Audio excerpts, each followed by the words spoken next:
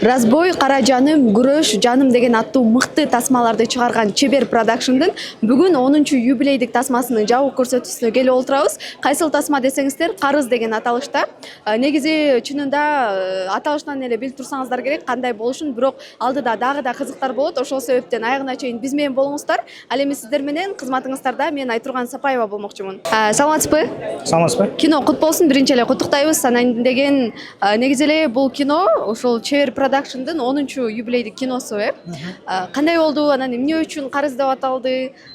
Негиз башка аталыштар болду? Кандай канча убакыт тарттыңыздар? Ошол боюнча кенен сөз баштап берсеңиз. Ошо 10-чу кинобузду тартардын астында биз өзүбүздүн команда менен отуруп сүйлөштүк. Эмне жөнүндө тартабыз, кайсы теманы алабыз дегенде, азыркы учурда эң көйгөйлүү маселе ошол карыз темасы экен. Анан аферисттер, мошенниктер бизде интернет мошенничество көбөйүп кетти. Ошол адам акысы деген кандай болот, адамдарга ошол жеткизип коелу деген ойдо ушул теманы тандадык. Атын ошо карыз деп койдук. Анан Кудай буйрса, мындай биринчи жабык көргөзүүдө дагы таасирленгендер болду. Эми бүгүн дагы элге жагат деген ойдобуз. Анан кинонун ичинде аябай сонун учурлар бар. Жеке мен өзүм таасирленип жашоодо ошентип карызым бар болчу. Ошо карызыман кутулгам да ошол таасирдин себебинен. Анан ушул кинону көргөндө да адамдар карызынан кутулайлы, адам акысына кирбейли деген темага ойго салат деген үмүттөбүз. Негизи эле ушул жашоодо карызга баткан учуруңузда дайыма сиздин жаныңызда болуп жардам берген адам же болбосо ошол учурдан сиз кантип чыктыңыз эле? Карызга баткан учурларда ар кандай эң биринчи ошо карыз алып атканда берем деген ниетти алыш керек. Себебин ошо ниетти ошондой кылып койсо, анан Кудай тааланын жардамы болот экен. Анан карыз учурда достор бар, туугандар бар, ата-эне бар. Кудайга шүгүр, азыркы учурда мындай карызга кирип чыкпай кала турган учур боло элек, Кудай сактасын. Анан негизи эле ошо карыз алгандарды бул дүйнөдөн карыз болбой кетүүнү эскертип айтат элек. Ошо мен дагы жашоомдо бир $8 карыз болуп, анан бир жаназага катышып калдым. Ошо жаназада аласыңар болсо менден алгыла деген окуяда аябай таасирленип, анан үйгө келип ошо карызда кутулгам да. Пандемиянын астында болчу. Анткени эртең Кудай сактасын, ким билет биз кайсы күнү өлөрүбүз. Биз өлүп калганда биздин карыз болуп адамдар келип ошо жаназада турган кезде ушундай акыбал болбосун деген ой болду да. Ошол Кудай таалам бул дүйнөдө баарыңыздарды карыздан кутулууну насип кылсын. Демек азыркы учурда сиздин карызыңыз жок. Азыркы учурда бир бар. Негизи ойлошот экен да, мындай кино чөйрөсүндө же болбосо ушундай актриса, актерлорду көбүн эле жалпы эл журт мындай бай адамдар болушат, андай мындай депчи. Ошол нерсеге кандай жооп берет элеңиз? Мындай дайыма акчасы бар жүрөт деп ушундай ойлогондоргочу. Жашоодо өйдө ылдый болот. Негизи бизде деле карыз болгон учурлар болот, акча жетпей калган, кыйналган учурлар болот. Бирок Кудайга шүгүр, баягы билбейм, кээ бир учурда айтып коет экен, баягы Кыргызда көп балалуу болсоң ар бир бала ырыскысы менен келет депчи. Балалуу боло элекке чейин кичине кыйынчылыктар көбүрөөк болгон, карыздар көбүрөөк болгон. Биринчи балабыз төрөлгөндө балабыз менен кошо ырыскыда береке келди. Мына азыр 3-чүсү төрөлдү. Байып калдык да. Ошон үчүн көп балалуу болду деп сунуштайт элем. Чоң рахмат, анда ийгиликтерди каалайбыз сиздерге. Рахмат. Саламатсызбы? Мынакей достор, мен жанымда Даниэль деген видеограф турат, Кыргызстандан номер 1 деп баштасаңыз. Мынакей достор, менин алдымда Кыргызстандагы номер 1, мындайча айтканда сертификат дагы алгансыз, мыкты мобилограф деп, видеограф.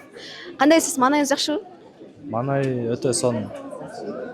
Негизи сизге карыз алган жагабы же карыз берген жагабы? Өзүңүздүн маанайыңыз жакшыбы? Сонун. Мага карыз берген дагы, карыз алган дагы жакпайт.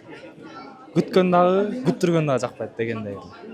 Жакшы, анан сизден карыз алган адамдарды айтып кетпейсизби анда? Жазып алыптыр достор. Бек, Байке, эң көп карызы. Унутуп калдым да, көп. Карызын берип коюңуздар, Карыз акча алгандан кийин бериш керек да, берип коюңуздар. Бирок неме экен, шашпай деле бере берсеңер болот экен, анткени силер карызыңарды бериңерчи мага күнүгө сооп жазыла берет экен, ошончо садака берди деген. Ошон үчүн бирок хотя бы убагында болбосо дагы керек болгондо бериш керек да, карыз дегендичи. Сураганда бериш керек. Трамесса мындайчы. Рахмат. Дагы нерсе сурайсыңбы? Болду. Анан видеографтарды мобилограф дебей келечи, просто жүрөккө тиет, жүрөккөчү. Мобилограф. Баса достор, аягына чейин биз менен болуңуздар, анан карыз болбоңуздар. Саламатсызбы? Кандайсыз? Ден соолуктарыңыз жакшыбы? Жакшы, Кудайга шүгүр, рахмат. Жакшы. Мынакей карыз кино тасмасына келип отурабыз. Андан кийин негизи эле бул карыз болуп аябай ошол жаман учурга батып кеткен адамдар көп эле болот да, адамдардачы ушул окуячы. Сизде ошондой учур болду беле? Анан ошондой учурда сизге колдоо көрсөтүп келген адамдарыңыз кимдер? Карызга баткан эң жаман баштан өткөргөм эң чоң карыз болуп жер кучактап жатып калгам да. Анткени мындай учурда эч ким да жардамга келбейт экен. Ал эми карызын доолагандар шартыңды түшүнбөйт экен. Абдан оор учурду башыман өткөргөм. Анан Кудайга шүгүр 5 жыл дегенде кутулдум, чоң карыз болчу. Бирок көп нерсе сабак болду мага. Анан азыр дайыма айтам, эч кимге карыз болбогула, карыз албагыла, кредит менен деги эле башыңарды байлабагыла, мындай бош жашагыла деп. Демек, азыркы учурда карызыңыз жок, мындайча айтканда. Жок, карызым жок, карыз дегенди уктум да келбейт, кредит дегенде карабай качам. Кудайга шүгүр, азыр баары жакшы. Жакшы. Анан кийин мисалы азыркы учурда Кыргызстанда көпчүлүк эле элдерибиз аябай көп карыз алышат да.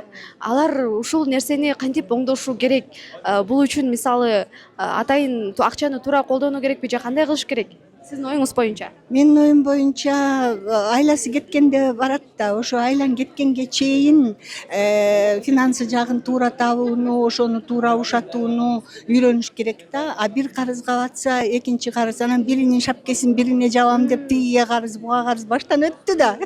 Андай кылбаш керек экен. Эгер андай кылбасаң, топуктук менен колуңдагы барга ыраазы болуп, анан дагы өзүң Кудай берген күч-кубат, Кудай берген идеялар менен дагы алдыга жылып, карызсыз жашаса болот.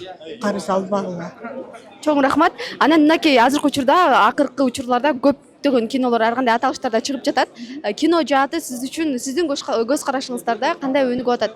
Эң сонун өнүгүп атат. Илгери Кыргыз керемети деген атка конуп, Союз убагында кыргыз кинолору дайыма алдыда турчу.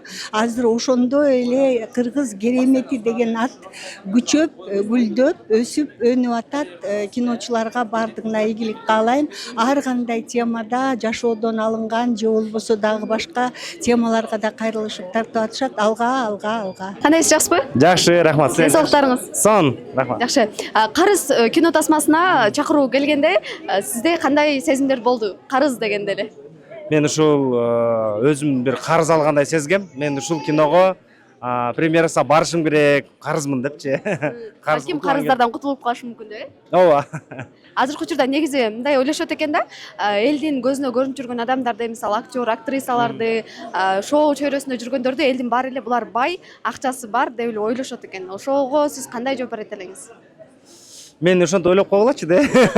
Байып кетейин дейсизби? Мени даже ойлоп атышат.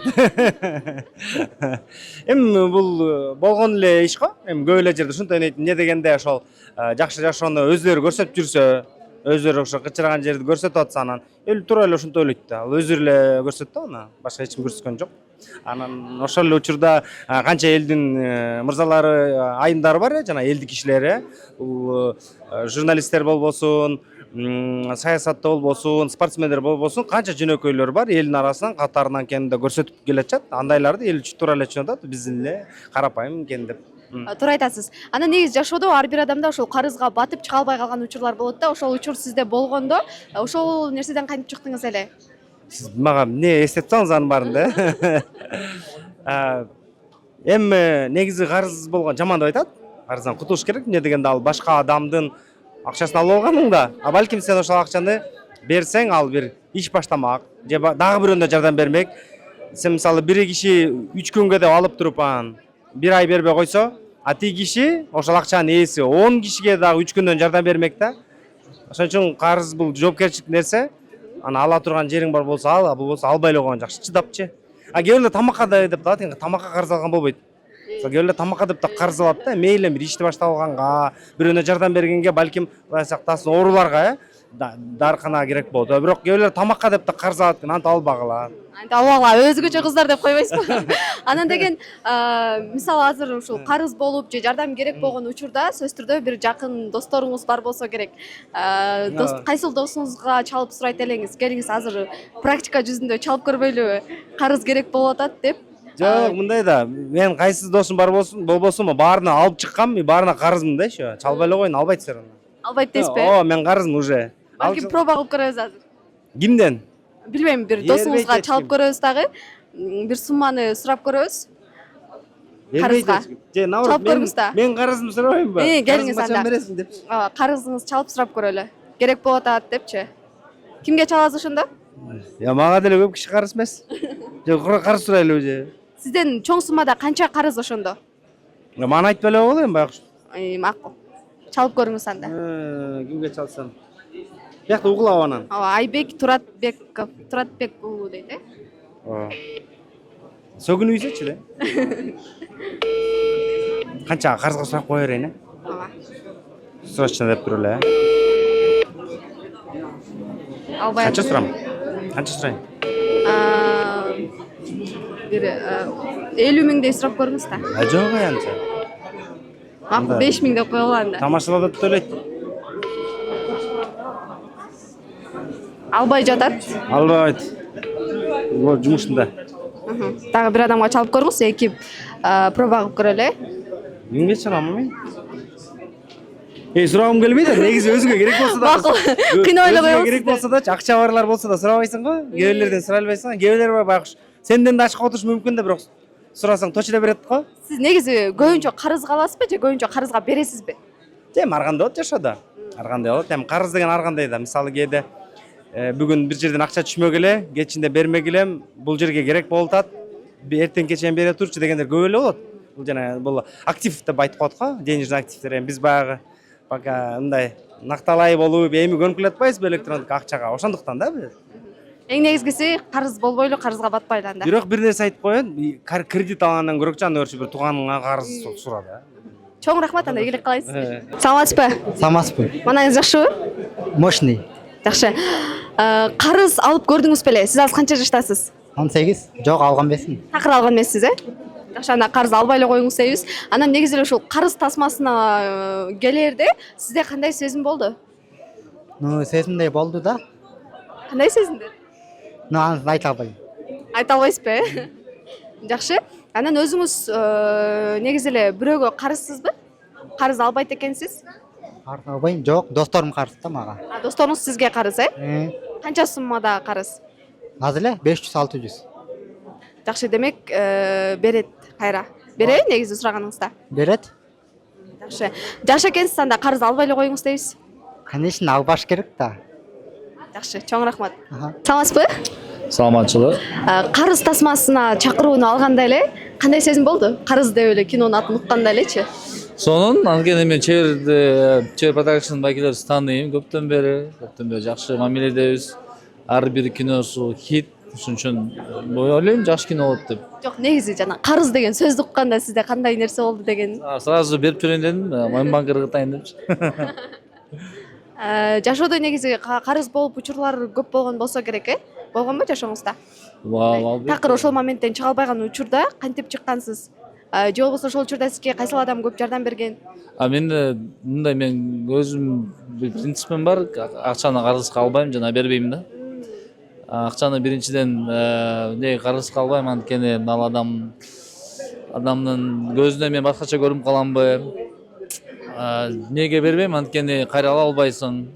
Ошон үчүн бербейм да, албайм да. Бирок деген эми жаш кезибизде, студент кезибизде албетте алганбыз карызга, 100 сом берип турчу, 500 сом берип турчу депчи. Анда иштебесе каяктан акча? Азыркы учурда карыздарыңыз барбы? Жок, шүгүр жок. Жакшы, жок болсо анда ийгилик каалайбыз сизге. Рахмат, чоң рахмат. Саламатсызбы? Саламатчылык. Манаңыз жакшыбы? Жакшы. Бир нерсени айтып коеюн, акча деген эми баарыбыз деле муктажбыз да. Анан карыз деген атты угуп, мындай келишибиз деле кыйын болду, бирок айла жок келдим. Айла жок келдиңиздер, Жакшы. Анан негизи эле жашоодо ушул карыз болуп, карызга батып кеткен учурда сизге ким жардам берди эле? Ошол учурдан кантип чыктыңыз эле? Ошол учур болгонбу негизи эле сизде? Анда учур болгон. Мындай учурда адам өзүнүн белин бекем түйүп, өз аракет кылыш керек. Бирөө сага жардам берем деп мындай көзүн ачып турбайт да. Ошондуктан ошол учурдагы мага жардам бергендерди эстейм. Эң кыйынчыл учурда ким жардам берген болсо ошол көбүрөөк эсте калат экен. Негизи сиз көбүнчө карыз аласызбы же карызга бересизби көбүрөөк? Карыз берем, бирок унутуп калам, сурагым келбейт. Анткени карызы бар адам карыз кандай экенин билем, жакшы түшүнөм. Карыз болуп көргөн киши билет дейт го. Айтор ошондой. Жакшы, анда ийгилик каалайбыз сизге дагы. Ушуну менен карыз тасмасы соңуна келип жетти. Чынында өзгөчө бир таасирлендик десем болот. Ошол себептен баарыңыздар көрүңүздөр, ар бириңиздерге бул кино керек. Ар кандай маселелерди козгоп, ошол эле учурда актерлор дагы ролун укмуш жеткирип бере алышкан. Ошол себептен баарыңыздарды чакырабыз.